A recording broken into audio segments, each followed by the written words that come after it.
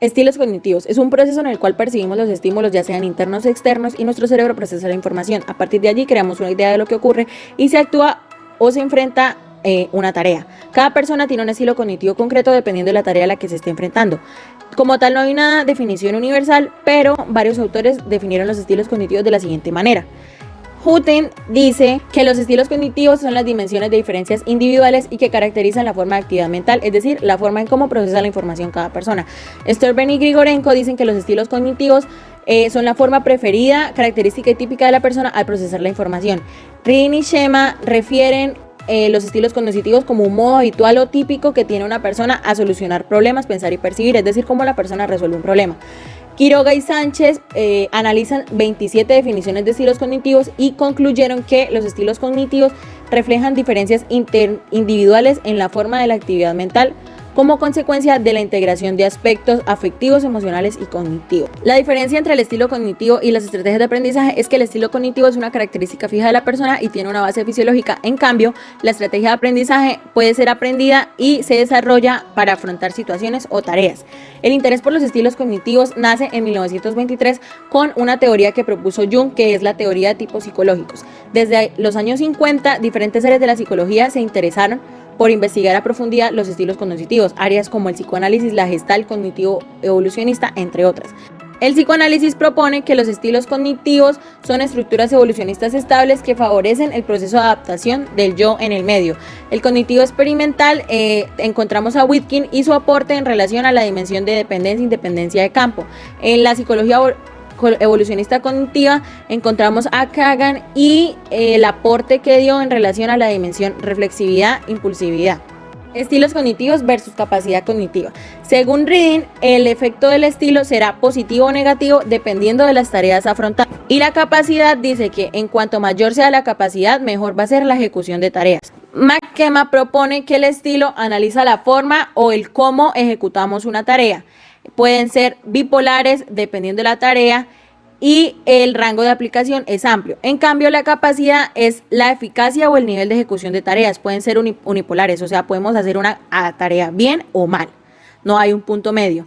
Y pues el rango de aplicación es restringido. Y según Andrés, los estilos se definen como la forma de actuación frente a una tarea. Son espontáneos y controlan la forma en la que se realiza una tarea.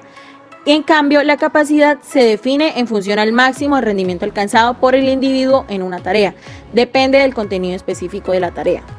Modelos de estilos cognitivos. Inicialmente tenemos el modelo de la cebolla de Curry, que agrupa los estilos cognitivos en 3 niveles. La primera capa o capa externa, que es la de preferencia instruccional, y el objetivo es que el individuo tenga la posibilidad de elegir en qué ambiente quiere aprender. La segunda capa o capa intermedia es la de estilo de procesamiento de información, que se considera como la aproximación intelectual del individuo para asimilar la información. El concepto del estilo cognitivo es un proceso que se manifiesta en la solución de tareas.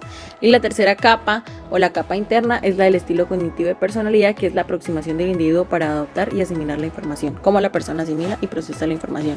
El segundo estilo que tenemos es el modelo de familia de estilos cognitivos de Reading y sus colaboradores. Reading y Shema, después de analizar otros estudios e investigaciones, establecen que los estilos cognitivos se han estudiado de 3 formas, según la estructura, que el interés era su estabilidad a través del tiempo, el proceso, que el interés era saber si estos procesos cambiaban o eran estables, y ambas formas, la estructura y el proceso, que es el interés, era saber si eran relativamente estables en el tiempo y si la estructura se modificaba según los estímulos que surgían o estaban inmersos en la persona.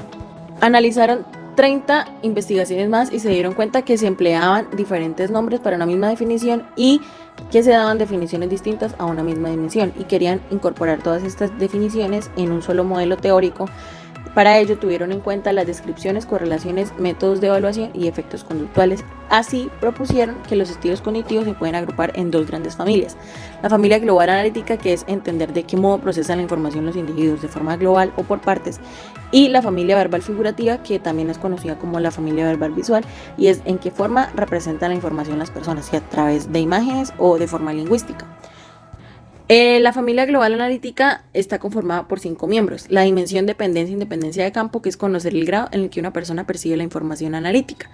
La dimensión reflexividad-impulsividad, que es cómo enfrenta la persona a determinadas tareas. Allí se tiene en cuenta la cantidad de errores que comete a la hora de elegir la respuesta correcta y la cantidad de tiempo que invierten. Las personas impulsivas emplean poco tiempo para contestar, pero tienen mayor número de errores, y la persona reflexiva tiene mayor tiempo en contestar, pero tiene pocos errores. Pensamiento convergente o divergente. Pensamiento convergente, capacidad de tratar problemas que requieran una respuesta práctica o rápida. Pensamiento divergente, expertos en problemas que requieren generar una variedad de respuestas. La dimensión nivelador-agudizador es conocer el grado en que la persona es capaz de mantener en la memoria imágenes de estímulos que se presentan en el pasado. Entonces, el nivelador compara los estímulos presentados anteriormente, pero ignora las diferencias entre ellos. En cambio, el agudizador compara los estímulos presentados y resalta las diferencias que hay. Y por última dimensión, en la familia global analítica tenemos los holistas e idealistas, que pues es cuando se presenta una situación de aprendizaje. Los holistas procesan la información como un todo y los serialistas procesan la información de manera encadenada, o sea, secuencialmente. La otra gran familia es la verbal figurativa, donde las personas procesan la información a través de dos formas, de forma visual o de forma verbal. Las personas tienen la tendencia a usar la misma forma de representar la información, pero también, o sea, pueden usar cualquiera de las dos, pero siempre hay una tendencia a una sola forma. En el caso de la verbal, piensan en términos lingüísticos y son lentos a la hora de responder ante una tarea. Y en la figurativa, piensan en términos de imágenes mentales y son rápidos a la hora de responder ante una tarea. La creatividad. Esta ha sido analizada a través de estudios e investigaciones. Autores como Edwards y Tyler, Jetsil y Jackson consideran que hay una relación significativa entre las variables o que son relativamente independientes. Algunos acuerdos de la creatividad y la inteligencia refieren que es necesario tener cierto nivel de inteligencia para ser creativo. También Guilford y Yamamoto dan posturas sobre la relación entre las variables creatividad e inteligencia. La teoría del umbral considera tres premisas. Primero, intenta explicar los resultados de las investigaciones. Segundo, la inteligencia es una condición necesaria pero no suficiente para la creatividad. Y tercero, dependerá de las posturas que tengamos en cuenta, es decir, carecen de definición única las variables.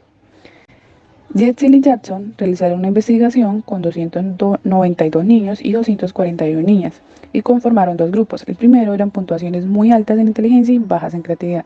El segundo, alta creatividad y baja en inteligencia. De esto se puede concluir la relación existente entre la creatividad y el rendimiento académico o los estilos cognitivos y otras variables escolares que se miden como el género. Por otro lado, Torrance también realizó investigaciones en cuanto al género relacionándolo con la inteligencia y la creatividad.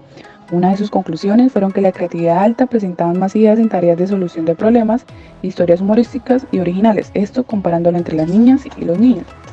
En cuanto a la creatividad y la personalidad, los psicólogos se han interesado en estudiar estas dos variables. Autores como Einstein concluyen que la motivación y los estilos intelectuales son variables que contribuyen a la creatividad. Se ha querido comparar personas de profesiones creativas y han encontrado características comunes entre ellas. Es por esto que según los estilos cognitivos, según también el género, como lo revelan ciertas investigaciones, es que se puede agrupar a las personas en ciertos rasgos, como la extraversión, intraversión, apasionales, alegres y demás. Por eso se puede concluir que hay una relación significativa entre creatividad, inteligencia, personalidad, estilos cognitivos y el género. En el documento Psicología y Género, la significación de las diferencias, en el primer tema, presencia de las mujeres en ciencia, diferencia o desigualdad, se puede encontrar que en las estadísticas por sexo, área de conocimiento, estatus académico y categoría profesional, se muestra una desigualdad en mujeres en el ámbito científico-tecnológico. Desde lo sociohistórico, es innegable el avance que tienen las mujeres en el acceso a la educación superior y profesiones cualificadas, aunque en los últimos 30 años el porcentaje de las mujeres no ha dejado de aumentar en todos los ámbitos, incluso la ingeniería y la tecnología. Las mujeres pagan un precio por ser mujeres en las diferentes áreas, ya que no las dejan trabajar o conseguir lo que ellas quieren. Segundo tema, las preguntas por las diferencias. Se tiene que la propia psicología ha excluido a las mujeres en sus diferentes talleres o investigaciones, lo que hace que la diferencia no es un concepto neutral en nuestra sociedad, sino que se debe interrogar lo que hay detrás de cada investigación. Huarte de San Juan argumentaba que la incapacidad intelectual de la mujer reside en el predominio de ellas del frío y la humedad. Se añaden dos supuestos falaces. Por un lado, es que se encuentra una diferencia en alguna habilidad o conducta, significa que todos los varones hacen una cosa y las mujeres otra muy distinta. y que la mayoría de hombres y mujeres se encuentran en el medio excluido entre los opuestos en términos de cualidades psicológicas, aptitudes, rasgos, valores y creencias. En el tercer tema, el sentido de la significación científica de las diferencias, no se encuentra una diferencia existente entre varones y mujeres aparte de las diferencias de los genitales, pero está claro que en las expectativas sociales hacia varones y mujeres no son iguales. Lo que esto hace que se reflejen prejuicios y se revisan tres posibles sentidos de la significación de las diferencias sexuales para la ciencia, que se toma como referencia la presencia, la importancia y el sentido. Luego viene la significación estadística, donde nos indica que las mujeres hoy en día están dejando a un lado todos estos estereotipos de género, trabajando como ingenieras y hombres trabajando como psicólogos o profesiones donde anteriormente decían que solamente era para mujeres, lo que nos muestra de que las tendencias se están dejando a un lado y lo que importa es la capacidad que tenga la persona para poder ejercer un cargo en alguna organización. Luego encontramos la significación social y cultural, que significa la relevancia o importancia que tienen los estereotipos de género dentro de la sociedad o dentro de una cultura. Muchas personas han denunciado que dentro de sus trabajos han sido discriminados simplemente por su tipo de género, como está el testimonio del investigador transexual que denunció los prejuicios machistas que sufrió en el ámbito científico cuando vivía como mujer y descubrió que después de hacer el cambio de identidad hacia el hombre, pues habían cambiado su estatus y el reconocimiento de su trabajo. Un ejemplo claro de eso se observa cuando les dicen que la carrera de la psicología solamente es para las mujeres. Y cuando hay un hombre dentro de esta carrera o dentro de esta profesión, pues tienden a menospreciar su trabajo o a decir que por qué no estudió otro tipo de profesión como una ingeniería, porque según la sociedad, esta es una profesión para hombres. Lo que quiere decir que dentro de una cultura o una sociedad pueden estar, digamos, estereotipados algún tipo de profesión o algún tipo de roles según tu género. Luego hablamos de la significación y práctica simbólica, que habla del sentido o el camino para poder mejorar o quitar los estereotipos de género y construir los sexos, donde habla de una reconstrucción o una construcción en las relaciones del poder del género, donde pues nos indican que entre la sociedad o entre una comunidad podemos construir nuevas culturas donde no haya tanta discriminación o rechazo a personas por su género o por su estilo de vida relacionado a lo sexual. Y mirando más allá, dejando las diferencias a un lado y a modo de conclusión, podemos darnos cuenta que la sociedad o la cultura muchas veces golpea muy duro a este tipo de personas que tienen un género pero tienen un rol diferente en la sociedad. Podemos o tenemos la oportunidad de cambiar esto, de dejar a un lado la discriminación, el rechazo, darnos cuenta que las personas o todas las personas tenemos las capacidades y las habilidades para asumir algún cargo o algún rol en la sociedad, ya sea por nuestro género o ya sea por nuestro sexo. Eso no tiene absolutamente nada que ver con tal y sobre todo si lo hacemos bien. Ahora bien, podemos concluir con la teoría vista y los autores mencionados que encontramos que la creatividad con los estilos cognitivos y el género implican relación en cuanto a mayor creatividad, mayor índice de inteligencia en resolución de problemas, pero con poca diferencia entre niños o niñas. Los estilos cognitivos están ligados en la manera en cómo se procesa la información y cómo se da el desarrollo de la creatividad, variando según la personalidad. Sin embargo, las relaciones que podemos encontrar entre estos conceptos difieren en cuanto al género, pues la diferencia está en los estereotipos sociales de género, más no en la capacidad de procesamiento de información, procesos de creatividad y resolución de problemas, pues estos dependen de la capacidad y singularidad de cada individuo.